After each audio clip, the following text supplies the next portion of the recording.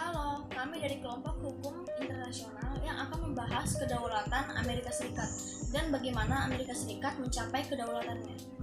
Amerika Serikat terletak di tengah benua Amerika Utara yang dibatasi oleh Kanada di sebelah utara dan Meksiko di sebelah selatan. Negara Amerika Serikat juga terbentang dari Lautan Atlantik di pesisir timur hingga Lautan Pasifik di pesisir barat, termasuk Kepulauan Hawaii di Lautan Pasifik dan negara bidang Alaska di ujung utara benua Amerika dan beberapa teritori yang lain. Penetap pertama wilayah yang kini dijadikan Amerika Serikat berasal dari Asia sekitar 15.000 tahun yang lalu. Mereka menyeberangi jembatan darat Bering ke Alaska. Selanjutnya, penduduk asli Amerika bermukim di wilayah tersebut selama ribuan tahun sebelum kedatangan para kolonis Eropa. Pada tahun 1492, Christopher Columbus sukses mencapai Amerika.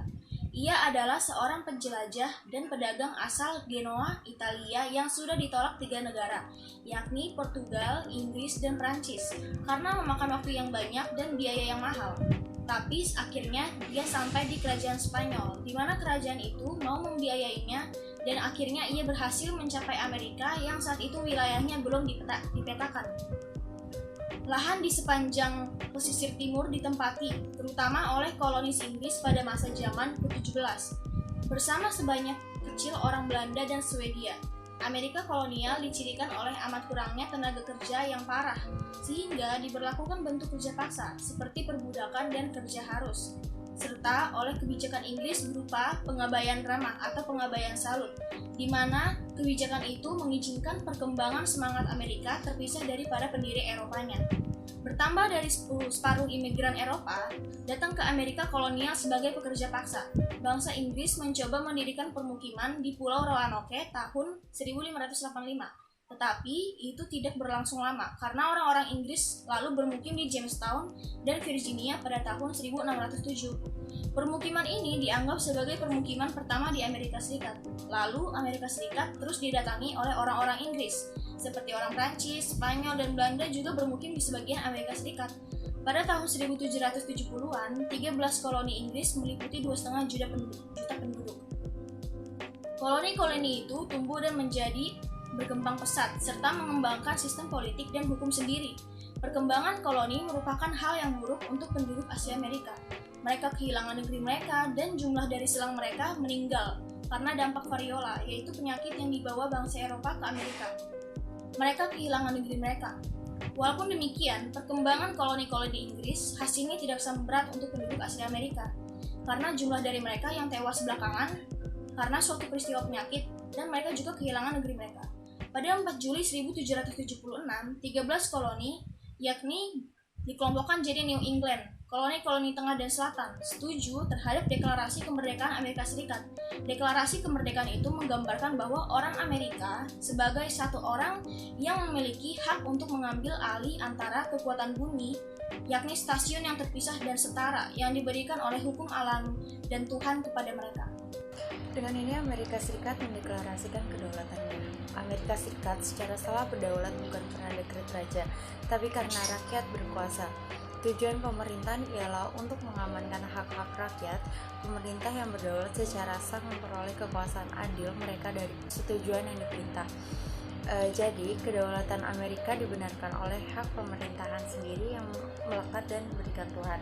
Pada 1776, pasukan Amerika sukses merebut Saratoga sehingga membuat Prancis bersiap bersekutu dengan Amerika. Selain itu, Prancis juga membawa serta Spanyol dan Belanda untuk ikut bersekutu dengan bersama Amerika. Sedangkan Inggris berperang tanpa sekutu. Walaupun tentara Amerika di bawah kepemimpinan George Washington merasakan kekalahan, mereka memenangkan perang sesudah kemenangan di Yorktown yang ditolong oleh Prancis. Traktat Paris ditandatangani dan Britania menarik semua pasukannya dari Amerika Serikat. Pada 4 Juli 1777, Kongres Kontinental kedua bersama-sama dijadikan satu golongan di Philadelphia dan menyatakan kemerdekaan Amerika Serikat. Kemerdekaan ini didasarkan pada prinsip-prinsip republik yang menekankan kedaulatan rakyat, menuntut kewajiban warga negara menolak korupsi dan menentang aristokrasi. Pakar politik Seymour Martin Lipset menulis bahwa Amerika Serikat adalah koloni luhur pertama yang sukses memberontak melawan kekuasaan kolonial. Dalam pengertian ini, Amerika Serikat adalah bangsa baru pertama. Menurut sebanyak sejarawan, revolusi Amerika adalah sumber utama untuk kepercayaan kepada Tuhan sipil Amerika yang tak berdominasi dan telah membentuk patriotisme dan kenangan serta makna negara tersebut. Pada tahun 1781, koloni-koloni mempersiapkan sebuah uni menempuh pasal-pasal konfederasi, akan tetapi hanya bisa berlanjut selama 6 tahun. Sebagian luhur kekuasaan diserahkan untuk negara-negara bidang, dan hanya sedikit kekuasaan yang dipunyai pemerintah pusat. Selain itu, tidak terdapat presiden. Pasal-pasal konfederasi juga tidak bisa menghentikan penduduk asli Amerika atau orang Britania di perbatasan, dan juga tak mampu menghentikan pemberontakan seperti pemberontakan Sais. Sesudah pemberontakan Sais, jumlah orang merasa pasal-pasal konfederasi telah gagal. Akibatnya para nasionalis yang sebagian luhuran veteran perang diorganisir di setiap negara bidang dan berharap Kongres menyelenggarakan Konferensi Philadelphia pada 1787. Konstitusi Amerika Serikat ditulis pada tahun 1787. Tokoh-tokoh yang membantu penulisan konstitusi itu ada Washington, James Madison, Alexander Hamilton, dan Gubernur Morris. Mereka merupakan pemikir-pemikir utama Amerika pada saat itu. Beberapa tokoh akan memegang posisi penting dalam pemerintahan baru. Konstitusi ini mendirikan pemerintahan nasional yang bertambah kuat dan memiliki 3 cabang. Yang pertama, eksekutif, ada presiden dan kabinetnya. Yang kedua, legislatif, ada Dewan Perwakilan Rakyat dan Senatnya. Yang ketiga, yudikatif, pengadilan federal. Selain itu, Kongres diberi otoritas untuk melarang perdagangan budak internasional sesudah 20 tahun.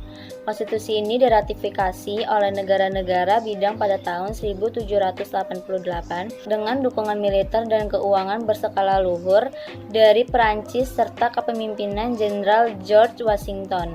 Pasukan Patriot memenangkan Perang Revolusi dan Perdamaian disepakati pada tahun 1783. Selama dan sesudah perang, 13 negara bersatu di bawah pemerintah federal yang ditetapkan menempuh pasal-pasal konfederasi. Ketika dokumen ini tidak lagi memperagakan pekerjaan dengan sama berat, konstitusi baru ditetapkan pada tahun 1789 dan hingga ini dijadikan dasar untuk pemerintahan federal Amerika Serikat, dan hari selanjutnya meliputi pula Undang-Undang Hak Asasi Manusia dengan Washington sebagai presiden utama dan Alexander Hamilton sebagai kepala penasehat keuangannya. Pemerintah nasional yang kuat pun diwujudkan. Prestasi utama dari kepemimpinan Washington ialah terciptanya pemerintahan nasional yang mana diakui oleh semua rakyat Amerika. Pemerintahannya mendirikan Bank Amerika Serikat untuk menstabilkan sistem keuangan serta menetapkan sistem tarif seragam dan pajak. Tapi hanya 2 periode Washington menjabat sebagai presiden. Ia menulis perpisahan yang intinya menekankan pada faedah pemerintah federal dan pentingnya etika dan moral yang memperingatkan terhadap persekutuan asing serta pembentukan partai politik. Pada sistem partai pertama, 2 partai politik nasional menjadi bertambah sempurna mendukung atau menolak kebijakan Hamilton.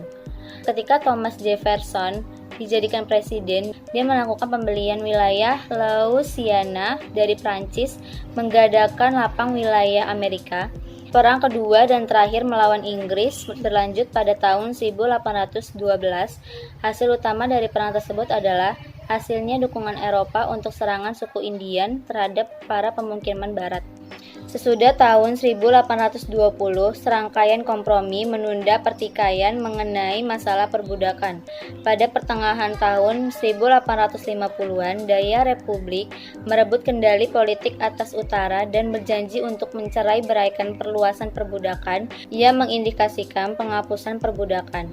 Pemilihan presiden pada tahun 1860 yang dimenangkan oleh Abraham Lincoln dari Partai Republik membuat 11 negara budak membebaskan diri dan mendirikan konfederasi pada tahun 1861. Sesudah 4 tahun pertumpahan darah, Uni di bawah Presiden Lincoln dan Ulysses sebagai Jenderal Panglima mengalahkan Selatan dengan Robert Edward Lee sebagai jenderalnya yang paling terkenal. Hasilnya perbudakan dibubarkan dan Selatan dijadikan miskin.